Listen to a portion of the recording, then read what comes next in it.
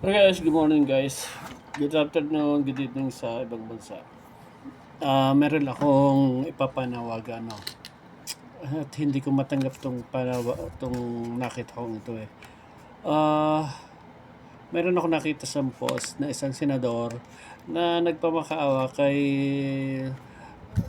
De La Rosa, kay Bato, no? Na yung sweldo niya, baka maaari wag nang kunin, wag niya nang tanggapin. Diyos ko po naman. Meaning, wag na sumweldo si Bato. Ewan ko ba sa inyo, mga senador kayo? Kami mga ordinaryong mahihirap na, alam nyo ba? Sa tagal namin namamasukan. Kapag hindi kami pumasok, umabsent kami isang araw, 2 araw, 3 araw. Kaltas sa amin yun. Hindi namin susweldahin yung mga 3 araw na yun. Samantalang iyan, 5 ba o 6 na buwan ang hindi nagtatrabaho? Hindi nga napasok, ni walang attendance sa Senado ninyo. Imagine. 6 na buwan o 5 buwan ba yan? Tuusin mo sa 300,000 pesos. Sobra 1 milyon yan. Asan ang tibay ng utak ninyo? Ang mahihirap nagpapakamatay. Mga ordinaryong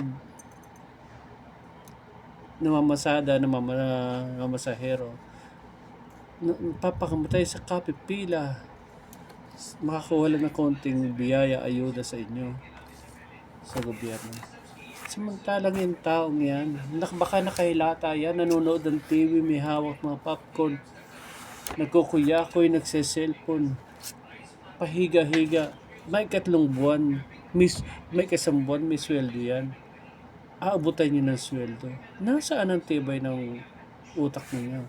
Kukote ninyo. 300,000. Bigyan mo isang bawat pamilya tig 1,000.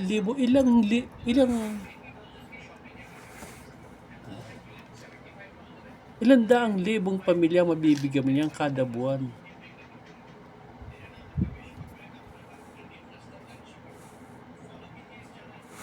Imagine mo, asan ang utak ninyo?